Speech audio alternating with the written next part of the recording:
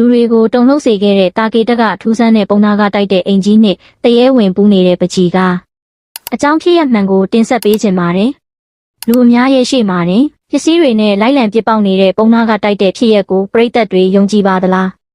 အခုရက်ပိုင်းရန်ကုန်မြို့ရဲ့တာကေတမြို့နယ်မှာတော့နေကင်းကြောင်တောင်တင်မကပဲညဘက်တွေမှာပါအလိုလိုပစ်ပေါက်ခံနေရတဲ့ထူးဆန်းတဲ့ဖြစ်ရက်တစ်ခုကြောင့်တစ်မျိုးလုံးဟိုးလေးတကြောဖြစ်နေပါတယ်